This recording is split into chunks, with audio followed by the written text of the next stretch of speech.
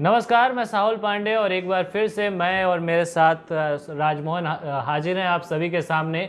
एक बार फिर से जो है हम एक विधानसभा सीट का विश्लेषण करेंगे और आज जिस विधानसभा सीट का हम विश्लेषण करने जा रहे हैं ये सीट हॉट सीट मानी जा रही है और काफ़ी चर्चा में है। चर्चा में इसलिए है क्योंकि लालू प्रसाद यादव के बड़े लाल यानी कि तेज प्रताप यादव इस सीट से इस बार विधानसभा मैदान में है, चुनाव में मैदान में है। और ये सीट आप सभी जान चुके होंगे कि हसनपुर की सीट है।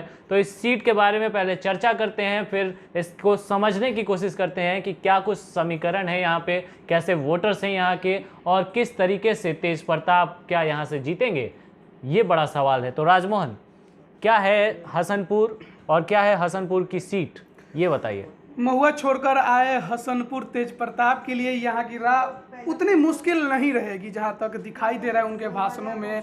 और जो तेजस्वी यादव ने हाल ही में एक रैली भी की थी तेज प्रताप के साथ में, तो भीड़ इनके रैलियों में आप देखेंगे तो भरपूर है। हालांकि तेज प्रताप को पैरासूट उम्मीदवार जरूर बताया जा रहा है। पैरासूट मतलब कि हो गया है कि जो बाहर से जो आया है।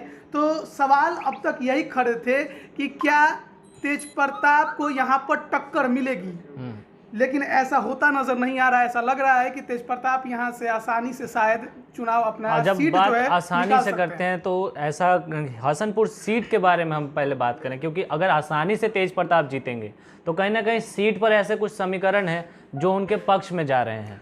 तो क्या है इस सीट के लोग कैसे हैं, यहाँ की आबादी क्या है और क्यों उनको एक पैरासूट उम्मीदवार को आसानी से यहाँ से जीत राजद का हमेशा से वोट बैंक ही है एमवाई समीकरण, और हसनपुर वो सीट है जो उनके इस दावे को पुख्ता करता है, क्योंकि यह सीट पर एमवाई समीकरण का ही बढ़त रहा है। यादव और मुस्लिमों का इस यहाँ पर सबसे ज़्यादा संख्या है और इसी वजह से इसे यह राजद की सुरक्षित सीट भी कही जाती है। हालांकि अगर इतिहास में झांकिएगा तो राजद को इस सीट पर मात्र एक बार 2005 में जीत मिली है। तो जब मुस्लिम यादव की बात करते हैं, दूसरी तरफ जो कैंडिडेट है मैदान में राजकुमार राय, वो भी यादव कम्युनिटी से हैं। फिर यादवों का वोट बंटने के संकेत नहीं मिलते हैं आपको दोनों तरफ जब यादव कैंडिडेट वोट तो जाहिर तौर पे बटेंगे, लेकिन जब तेज प्रताप के साथ लालू का नाम जुड़ेगा ना तो वो उतना नहीं बटेगा जितना कि उम्मीद लोग किए हुए होंगे। तो अगर बटेगा भी तो क्या लगता है कि मुस्लिम वोट उसकी कमी पूरी कर देगा यहाँ पे?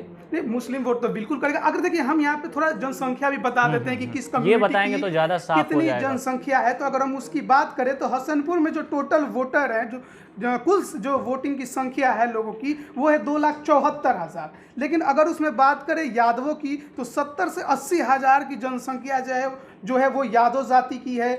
फिर 40,000 यहाँ पर मुसलमान हैं, 15,000 राजपूत हैं। भूमिहारों की संख्या भी 10,000 है। हालांकि ब्राह्मण जो वोटर है वो यहाँ पर 3 से 4,000 के करीब है। कोयरी की अगर जनसंख्या की बात करें तो वो 15,000 है। वहीं कुर्मी की भी संख्या यहाँ 15,000 के आसपास है। रविदास जो कि एससी कहे जाते हैं, उनकी संख्या भी यहाँ पर 12,000 है। और पासवान जाति की संख्या यहाँ पर बहुत ज़्यादा है, वो तकरीबन 24,000 जो आंकड़े आपने बताए उससे कुल मिलाकर के लगता है कि Yadav community, Muslim community, Ravidas और पासवान, मतलब एससी को जोड़ लीजिए। तो ये जो चार जातियां हैं, चार लोग जो कास्ट हैं, ये कहीं ना कहीं जो है यहाँ पर निर्णायक सीट के तौर पर बढ़त दिलाते हैं। जिसके तरफ गिरे वो तो समझिए कि उसका पलड़ा भारी हो गया। लेकिन निर्णायक वोटर हम उन्हें कहते हैं जो जिनकी संख्या कम होती है और जिस तरफ वो तो अगर यहाँ पर हम देखते हैं कि ब्राह्मण, राजपूत और भूमियार हैं या कोयरी जाति के लोग हैं या अन्य जातियों के लोग हैं जिनका उतना ज़्यादा प्रभाव नहीं है, अगर उनका एक अगर उनका समीकरण बैठाने में एनडीए कामयाब होती है और यादव वोटर में अगर बिखराव होता है क्योंकि कैंडिडेट उधर से भी राजद के हैं, तो क्या तेज प्रताप के लिए राह मुश्किल नहीं दिखती है? देखिए, तेज प्रताप के लिए राह इसलिए मुश्किल नहीं दिखती है क्योंकि सबसे बड़ा नाम है यहाँ पर लालू यादव का परिवार और उनका नाम जुड़ना तेज प्रताप के साथ। तो लोगों का जो झुकाव है वो ग्रामीण क्षेत्रों में खासकर, और ग्रामीण क्षेत्र है भी वो, तो ग्रामीण क्षेत्रों में खासकर राजद के पक्ष में लोगों का मतदान जा रहा है, तेजस्वी यादव के नाम पे जा रहा है। और थोड़ा एंटी इनकम्बेंसी भी राजेश कुमार राय को भी कहिए, 10 सालों से विधायक है वहाँ से, तो और विकास का काम कुछ खास वहाँ हुआ नहीं है, तो एंटी इनकम्बेंसी भी उनके साथ राजेश कुमार राय के साथ एक फैक्टर जुड़ जाता है। राजेश कुमार राय का भी और नीतीश कुमार का भी अपना ये फैक्टर काम कर रहा है। तो कहीं ना कहीं लालू प्रसाद यादव और तेजस्वी यादव के भरोसे तेज प्रताप की नैया जो है वो यहाँ से पार लग जाएगी। पार लग जाएगी। और मेरे ख्याल से तो फिर तो महुआ से भी ये पार लगनी चाहिए थी। महुआ में उनको एक सबसे बड़ा डर लगा था, वो थी ऐश्वर्या राय। ऐसा खबरें आने लगी थी कि अगर महुआ में चुनाव लड़ेंगे तेज प्रताप तो उनके सामने जदयू जो है ऐश्वर्या राय को खड़ा करेगा, और ऐश्वर्या राय मैदान में भी आ चुकी हैं अपने पिता के लिए। यहाँ क्या काम करेगा अगर वो परसा में चुनाव प्रचार करती हैं, परसा में राजद के खिलाफ जो है वोट मांगती हैं, तो क्या उसका प्रभाव यहाँ ज्यादा नहीं पड़ेगा, कुछ खास नहीं पड़ेगा।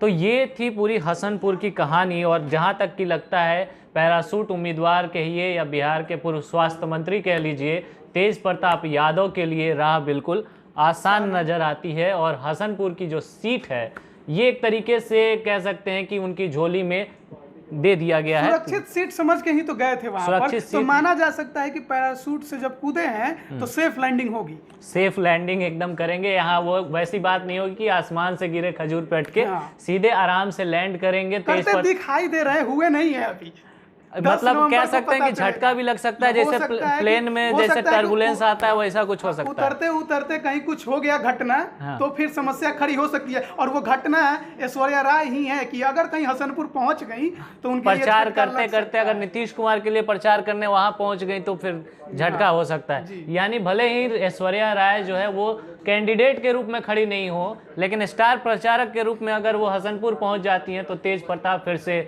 संभल के थोड़ा वहां पर, हम ये कहना चाहेंगे।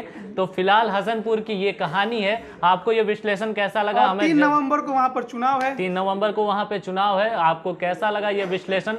बता दें कि वोटिंग परसेंटेज जो है कोरोना काल में भी अच्छे सामने आ रहे हैं। और हसनपुर की बात कर लें तो यहाँ पे 2 लाख से ज़्यादा मतदाता हैं, लगभग 3 लाख के करीब में, और उसमें महिलाओं की संख्या भी बढ़ चढ़ के है 47 से 48 दशमलव के करीब में। तो वो वोटर किस तरफ जाएगा ये भी देखने वाली बात है। तो फिलहाल इस हसनपुर के विश्लेषण में इतना ही। आप हमारे साथ बने रहें, हम फिर से एक और सीट का विश्लेषण लेकर आपके सामने जल्द हाजिर होंगे।